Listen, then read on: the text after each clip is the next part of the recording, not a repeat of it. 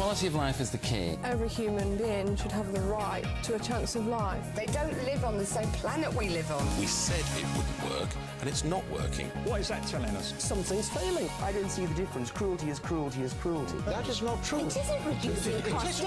We're talking our future. No rational person would have children in order to make money. What's needed is for people to change their behaviour. Two wrongs don't make things right. I'm still nauseated by the idea of kids as young as 5 or 6 being involved or being pushed into combat sports. You're arming a child with control because you teach them how to punch, but then you teach them how to control that punch. Hello and welcome to another lively debate on Extra tonight as we look at the controversial world of child Thai boxing. It's one of the fastest growing martial arts in the UK. Children as young as 4 battle it out in a boxing ring, urged on by their parents and a paying audience. Supporters and critics will be battling it out later here in the studio. First, this report from Karen Pearson. A recent television documentary brought the sport of Thai boxing, or Muay Thai, to widespread public attention when it showed youngsters taking part in combat competitions. Go on, Mia! That's it, go! Go on, Mia! That's it! Go on! Scenes showing children as young as 5 fighting in the ring and parents goading their children to kick and punch horrified many viewers and raised doubts about the suitability of training children in combative martial arts. I'm still nauseated by the idea of kids as young as 5 or 6 being involved or being pushed into combat sports.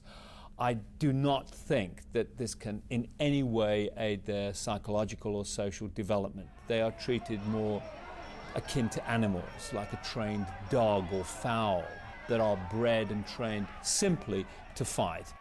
And although it's illegal in the UK to train dogs to fight, there's no equivalent legislation for children. Now, the Thai boxing and wider martial arts community are keen to present the other side of the story. We're very concerned about the image portrayed. It was concerning in the sense that you don't always know it's happening. You know, you're involved in the sport, and what generally happens is extremely safe and well controlled. And it was an extreme view that was quite shocking to lots of people. Already the community's tried to take some steps to sort of say, this is unacceptable. How can we stop these people who are, you know, on the fringes of the sport, giving the sport a bad name, really? No one comes with the attitude or intent they're going to hurt somebody, they want to beat someone up. If any child or parent ever come to say that my child wants to beat someone up, obviously we're not going to let them in the club, are we? Despite claims that mixed martial arts is the world's fastest growing spectator sport, Thai boxing has no overall governing body in the UK, which means any gym can run a class, teaching any level of combat to a child of any age. My favourite thing is punching and kicking because I like it. I like kicking the pads and learning how to do the stuff. Reece doesn't see it as combat, he sees it as punching some pads and having fun and running around. I'm fine with that. And he's in no way aggressive at home or takes that home or to school. You know, it's very much in this environment and that's where it stays and he has that understanding. Thai boxing is brilliant, it's a great art. Okay, it's been around for over 1,000 years and it's developed and evolved over that time. It's a very practical art. If you're under 10 years old, I generally try and steer them towards the freestyle kickboxing because there's no contact. I'm not comfortable teaching full contact Thai boxing to children. However, what I would do is take the syllabus, water it down and teach it to children. You say it's pivoting the foot, it's turning the foot. You've got the power to mould them. What you need to do is give them the best that you possibly can because they're only children. If a young man or woman decides that they want to take up cage fighting, Thai boxing, or even regular boxing, then as long as they know that this is an inherently risky business and there is a good chance that they will have some kind of injury, perhaps even a serious injury, if they know this and are still prepared to engage in the sport, then that's fine by me.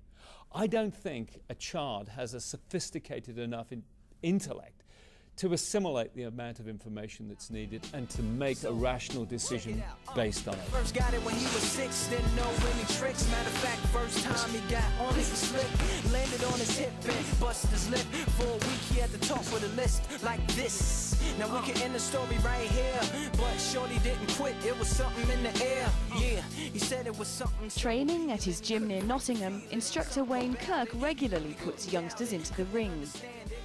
Some 6-year-olds are capable and are mentally strong enough to cope with it, whereas a 12-year-old might not be mentally ready to take sparring, fighting. Some kids I've refused, who were quite good, refused to let them fight, even though they've got good technique, because I've said that they're not mentally ready. And then we've trained them and then got them to be mentally ready. Liam had his first taste of competitive fighting at the age of 11. When you're in the ring and you're fighting, you can't hear nothing, you don't think nothing, you can't remember nothing, and it's dead weird. Whatever he chooses to do, that's fine. While he's doing this sport, as far as I'm concerned, he's getting the exercise that he needs, it's keeping him off his PlayStation, he's having fun, he's meeting new people, and that's all. I couldn't ask for anything more. In my fight, I got a little bruise, and that's all I got. So it doesn't really hurt that much. You pad it up, so no head contact. Well, you obviously are a bit nervous. I mean, when we want to watch us fight, I mean, I was nervous, and you do feel for them when you see them get a kick. But it was much worse watching my daughter go around a show jumping ring than watching Christopher have a fight. I think it is good for them. I think all kids need the corners knocking off to help them cope with life. The youngest you will ever see a child fight, and not normally on a big occasion, but on a small club fight occasion, will be 5. Some people would be horrified by that. They would be horrified, but they let them play football at 4 and 5. You go down to a football ground and you listen to the way kids are taught to play football. This is a safer environment because you're under supervision continually in a small area than on a 50-yard by 25-yard pitch when some screaming kid who thinks because he ain't got the ball, he can kick the player. What type of damage can that do with metal studs when we're using full soft padding? Starting from the feet, they have shin and instep, then groin guard, obviously, which is in any fighting sport, then have full body protection, full torso, around the sides, and gum shield. But with no overall ruling body to regulate Thai boxing, the public still have no real way of knowing how safe the sport is. I'm not sure the reason why there's not a governing body. There's lots of different associations, and I suppose you get a lot of politics and people falling out. See, I don't belong to any associations for that reason. Yeah, I do what I do. You get people like the Golden Belt who speak to physical education tutors, doctors. They'll all join together and actually talk about, right, this is going to be the rules, this is going to be the regulations. There's nothing stopping you opening a martial arts school tomorrow and teaching martial arts or whatever you think martial arts is, okay? So I think that there needs to be some kind of governing body, okay, that people have to join or get assessed through. Even with thorough regulation, for critics of the sport, the idea of pitting one child against another remains unethical. I used to engage in a mild dispute with a coach at my old boxing club because I never used to like to see 11-year-old kids sparring together. And he said, listen, if they don't pick it up now, there'll be no development later. You've got to get them in there young. And basically his argument was that it's all very well seeing a kid skipping or punching the bag and shadow boxing, but basically they need to have the acid test of feeling what it's like to be punched. But I still didn't like it at 11. It isn't about sticking two children in a ring and letting them fight it out. Okay, now if the spar, it needs to be light, it needs to be constructive. They need to wear the headgear, they need to learn. We do spar in the ring, we don't hurt each other because we're best mates and we don't want to get each other hurt. You look after your partner in the ring when you spar. You don't go in and absolutely really hurt him because he's my best friend at the end of the day and I'd like to help him. You're teaching a child how to hit, then you're going to teach them how to take responsibility for that hit. And you only do it when you're here, under supervision. We always tell our students, from children or to adults, one of the first golden rules is what you learn in here stays in here. Otherwise you're banned, you're gone straight away. And every student does listen. They listen to that. If they don't, then sorry, they've got to walk. They're not welcome in our club. I would say, as a mum, don't have any concerns, because it does give you the confidence to know that they're not going to be one of those kids that is on the street corner that's like, oh, let's go out and have a fight tonight, because it just isn't like that at all. I think it gives them the confidence to be able to walk away from a fight, you know, and I think that's a good thing, you know. They haven't got anything to prove. If something's going on in your school, let's say some bullying or something, would you be tempted to try and deal with it using Thai boxing? No, because first walk away, but if they touch you in any way or like make contact with you kind of, then you react, but you don't carry on. If they go down, you don't carry on, you walk away. Coming up next, the Thai boxing teacher who says the sport makes kids less aggressive, and the doctor who says children are being treated like fighting dogs. Join us for a knockout debate.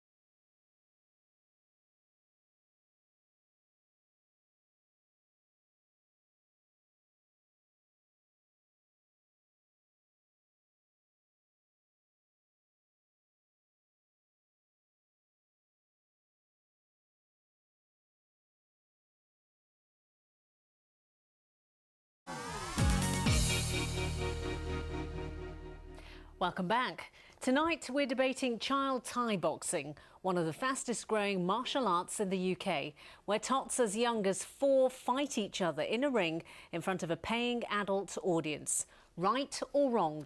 That's the topic of our debate tonight. Sandy, you were actually one of the first people who actually taught Thai boxing in this country. You also hold several of the titles, both British and European.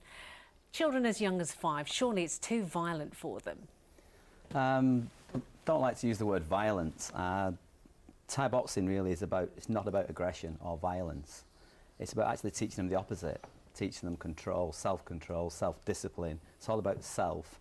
And children can do any type of sport from any age. I believe from, you know, when they're young enough to be able to walk and talk, and they can move the limbs around, I think they should be allowed, you know, a bit of expression. And martial arts, I think, is one of the best ways of doing this. And it's the top of the tree of all the sports in discipline and not aggression. Ravi, it's not about aggression, it's about discipline. I'm amazed that you say it's not about aggression. I've seen Thai boxing in Thailand and it's an amazing sport. I mean, I'm impressed with the agility of these guys. But to say it's not aggressive... Ravi, you're talking about Thailand.